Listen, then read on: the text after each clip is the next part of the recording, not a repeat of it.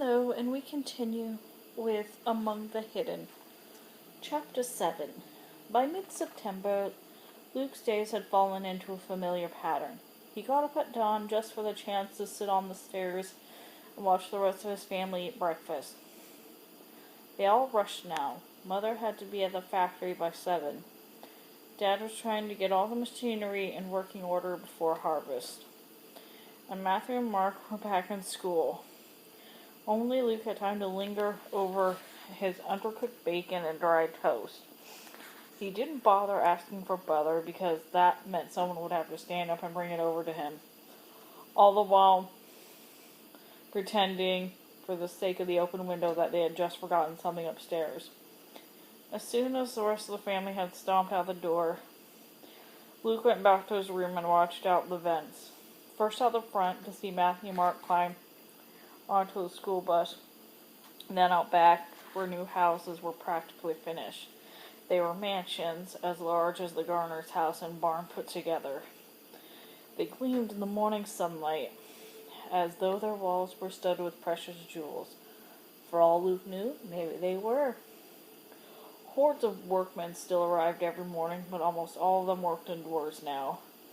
They headed into the houses first thing, carrying rolls of carpet, stacks of drywall, cans of paint.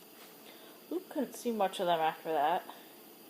He spent more time now watching a new kind of traffic.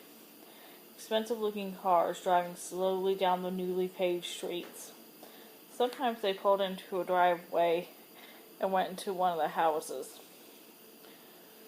usually trailing a woman who appeared to be talking non-stop. It had taken Luke a while to figure out. He certainly hadn't dared ask anyone else in the family, but he thought maybe the people were thinking about buying the houses. Once he realized that, he studied each potential neighbor carefully. He'd overheard Mother and Dad marveling that the people moving into new houses were just not going to be city people, but barons. Barons were unbelievably rich, Luke knew.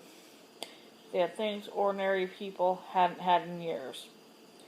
Luke wasn't sure how the barons got rich when everyone else was poor, but Dad never said the word baron without a curse word or two in front of it. The people streaming through the houses did look different from anyone in Luke's family. They were mostly thin, beautiful women in form-fitting dresses and heavy-set men in Luke's dad and brothers called sissy clothes. Shiny shoes and clean, dressy pants and jackets. Luke always felt a little embarrassed for them, showing up like that. Or maybe he was embarrassed for his family that they never looked like any of the barons. Luke preferred it when the adults had children with them and he could concentrate on them. The smallest ones were always as dressed up as their parents with hair bows and suspenders and other gewgaws Luke knew his parents would never buy. The older kids usually seemed to be wearing whatever they grabbed first out of their closet in the morning. Though he knew no one would dare show up with 3 kids, he always counted. 1, 2, 1, 1, 2. What if a family with just 1 kid moved in behind them and he sneaked into their house and pretended to be their second child?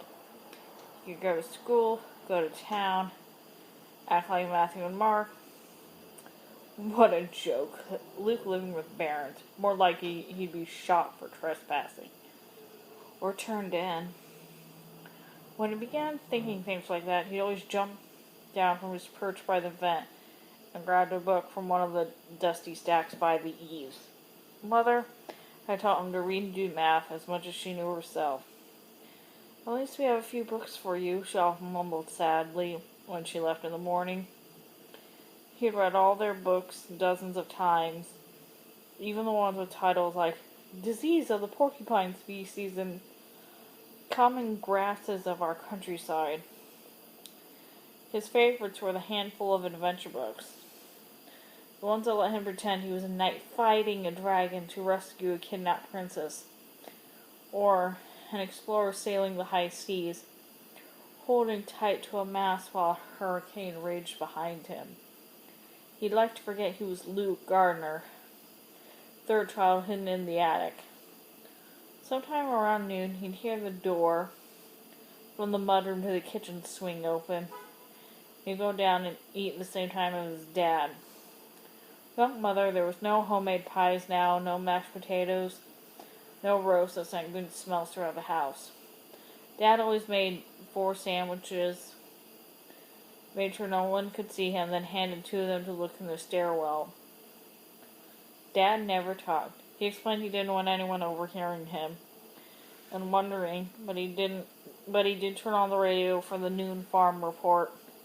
There was usually a song or two after that before Dad silenced the radio and went outside to work again. When Dad left, Luke went back to his room to read or watch the houses again.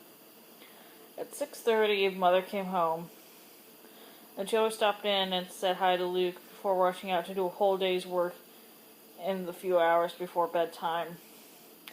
Usually Matthew or Mark came up to visit him, too, but they could never stay long either.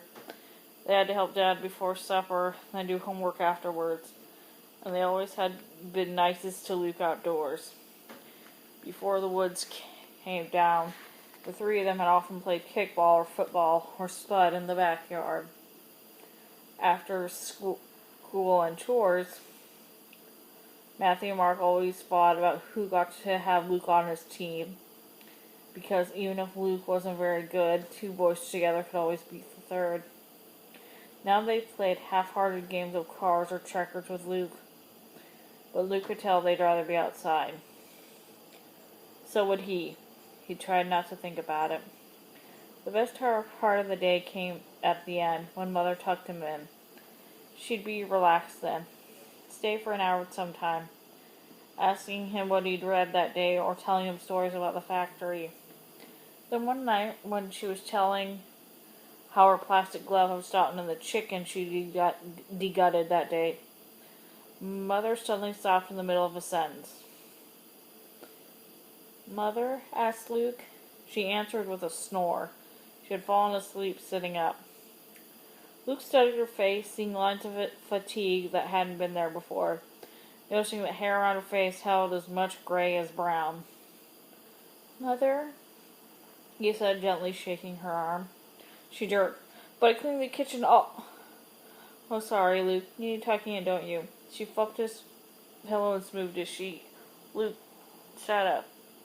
"That's okay, Mother. I'm getting too old for this any..." He swallowed a lump in his throat. "Anyway, I bet you weren't tucking in Matthew or Mark in when they were 12. "No," she said quietly. "Then I don't need it either." "Okay." She kissed his forehead, anyhow, then turned out the light. Luke turned his face to the wall until she left. Okay, that was the end of chapter 7. Thanks for listening. I'll see you next time.